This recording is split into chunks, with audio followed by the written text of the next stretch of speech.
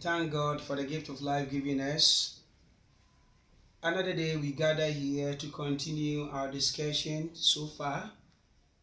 The last time that we met, we talked about the Pope and the Antichrist. Today we are going to continue this topic and also talking about the Pope and then the number 666.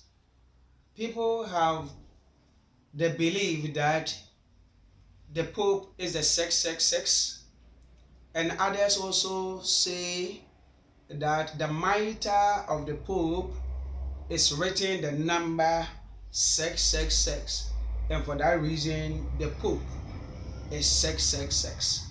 So today we are going to learn about that number 666 and see whether the Pope is indeed that number 666. So the first question is, where in the Bible could the number 666 be found? The number 666 could be found in the book of Revelation, chapter 13, verse 18. And I read the text. There is the need for shrewdness here. Anyone clever may interpret the number of the beast. It is the number of a human being, the number 666. So my dear people of God, when you read the whole chapter of Revelation chapter 13, it talks about a beast, and it was about a vision that John saw, that a beast was coming from the ocean, and that beast was so horrifying and terrifying to the point that no human being could describe what the beast is. And according to him, that beast stands for a human being, and that beast has a number 666. And that's the reason why some people say that the Pope is 666. Now, for us to understand this text that you have read, we must understand the reason why the book of Revelation was written. If you know the historical background of that book, then you understand what the author meant.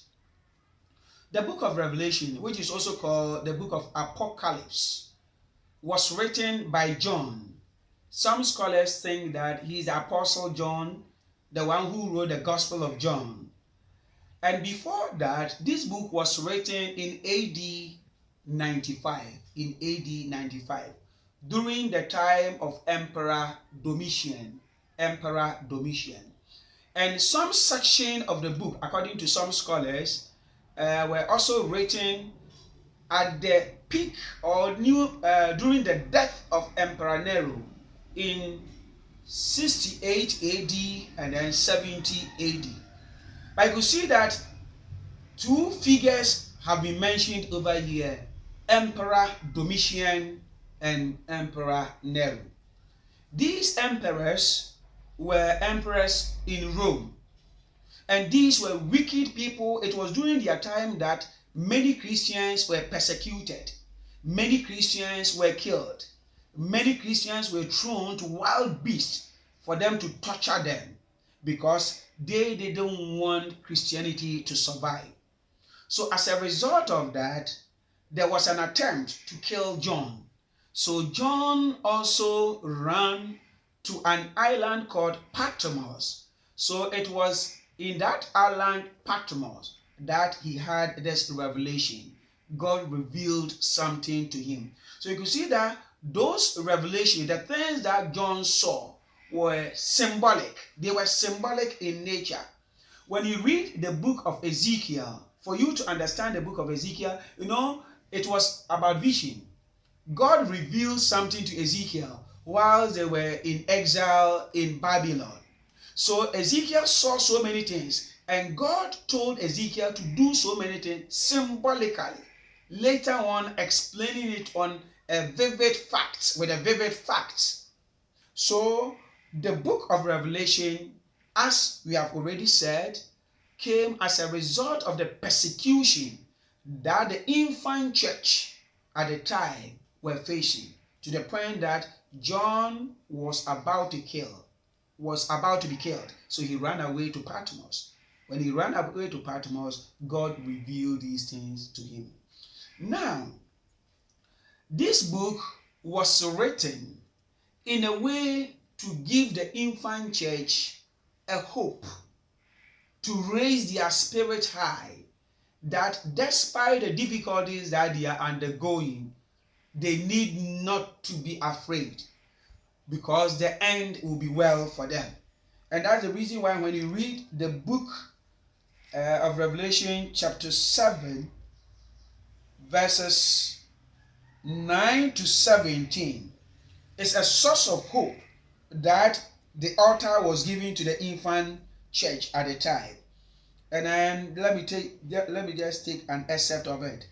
After that, I saw that there was a huge number, impossible for anyone to count, of people from every nation, race, tribe, language. They were standing in front of the throne and in front of the Lamb, dressed in white robes, and holding palms in their hands. They shouted in loud voice, "Salvation is to our God, who sits on the throne, and to the Lamb."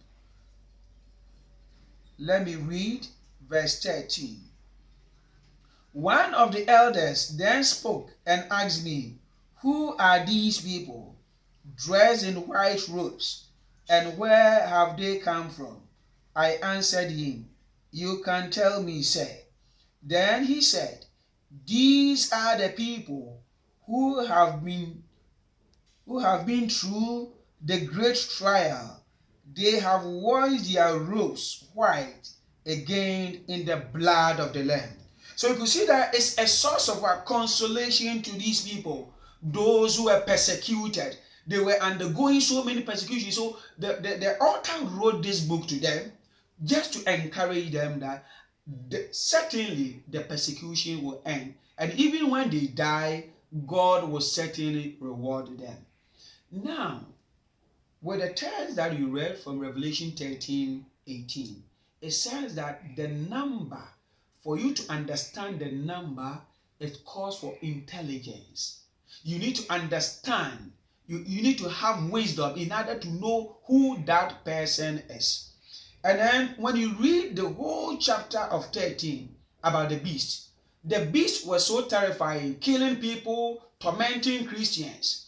So anyone who torments Christians, anybody who ignores the worship of God, anyone who deters people from worshiping Yahweh, such a person could be classified as 666. So even in our time, people who deter people from worshiping God, who wouldn't allow people to even worship God, such a person could be classified as 666. So we ask ourselves, is the Pope 666? Is Pope deterring people from worshiping God? No. At the time, we were told by the text that, the beast forced people to worship the beast, deifying people. And we believe that in our time, we are not deifying the Pope. The Pope is not being deified. The Pope is being respected because he's the leader of the church. And so far as he's a leader of the church, respect must be accorded him. Here in Ghana, the president, the moment the president assumes that position as the president of Ghana, that great respect is accorded him. When Nana Addo wasn't the president, yes, he was just an ordinary man until he became the president of Ghana. Whenever he's going, look at the dispatch right that people give him. That doesn't make Nana Addo a god, or meaning that Ghanaians are deifying Nana Addo or we are worshiping Nana Addo. No, the position that he has assumed accords respect. The same applies to the Pope. So we are not deifying the Pope. We are not worshiping the Pope. We give the Pope the respect based on the position that the Pope has assumed, being the leader of the Catholic Church, being the leader, the shepherd of the church. So great respect is accorded to him. So anyone who has the notion that the Pope is the successor because he's being worshipped, nobody worships the Pope. The Catholics do not worship the Pope. Catholics, we worship the supreme being. He is the one that we worship. But so far as the Pope has assumed that position, respect is being accorded to him. And even scripture says that we should accord anyone respect. Any person who is being dignified must be respected. And that's the reason why the Pope is respected. So anyone who thinks that the Pope is 666 is a great liar, and then he doesn't know what he's saying.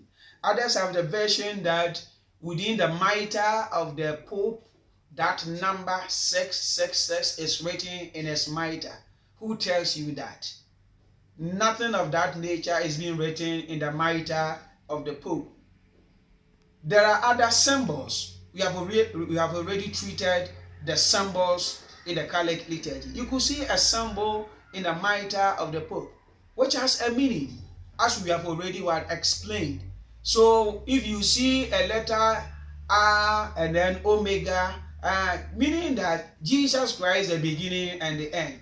There's nothing like 666 being written in the mitre of the Pope. So my dear friends, I would like to advise you and encourage you that never think that the Pope, and never allow anybody to deceive you that the Pope is the one, is the successor. The Pope can never and never be the successor. If they want people who are 666, then anyone who deifies anybody, worshipping anybody, such a person is a successor. Or anyone who deters people from worshipping God, the supreme being, such a person is a successor. And this is not done by the Pope. So be encouraged, remain in your faith, and then we believe that we are in the true church. May God bless you. Amen.